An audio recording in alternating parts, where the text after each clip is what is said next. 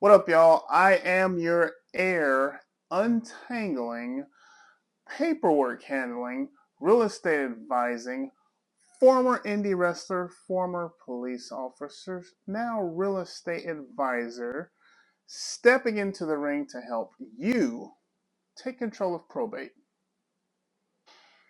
Heirs. Some are helpful, some don't answer their freaking phone. I know about this.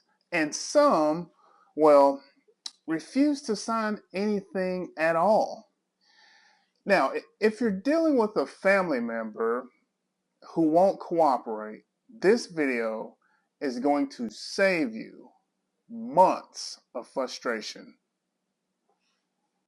So in this video, we're going to answer questions such as, can one heir block the entire probate process? What if they won't sign because they're angry? What if they disagree on selling the house?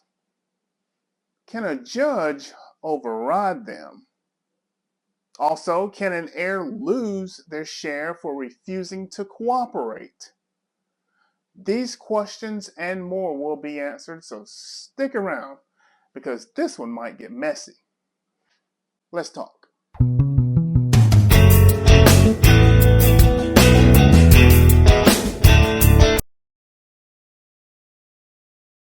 Most common reasons: they think they're owed more.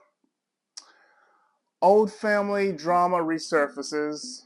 They don't trust the executor. They want to control the process entirely. They simply don't care. They moved, disappeared, or ignore your mail. Well, sometimes it's not personal. They're just unorganized, and that can happen to the best of us, right?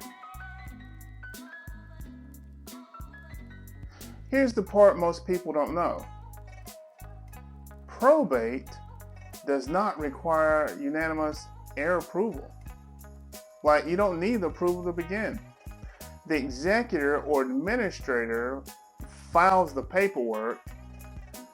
Heirs are not required to sign to start probate. That's just a fallacy. But their cooperation is needed later. Selling property, approving agreements, handling disputes. If they refuse to sign anything, the court can step in, just so you know. This is the big one. If 3 heirs want to sell, but one says no, guess what? North Carolina law allows mediation. Surviving heirs buying them out. Court-ordered sale, partition action. That's right. The judge can force a sale. Doesn't happen all the time. Some cases it will.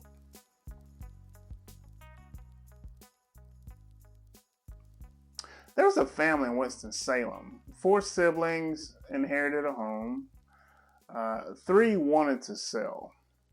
1 refused because, and I quote, "Mama wouldn't want this." Guess what? Mama didn't leave a will.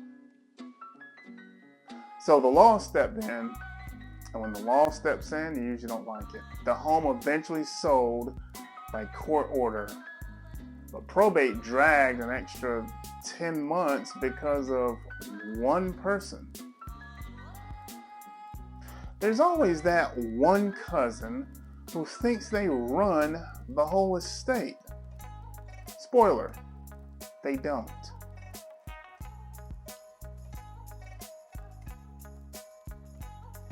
Yes, but only if they intentionally hide assets, they refuse to respond to court orders, they commit fraud, they steal from the estate. A simple refusal to sign, no, but it slows everything down.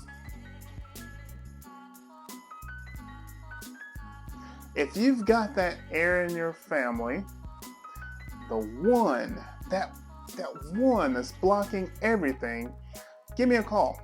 My information is in the description.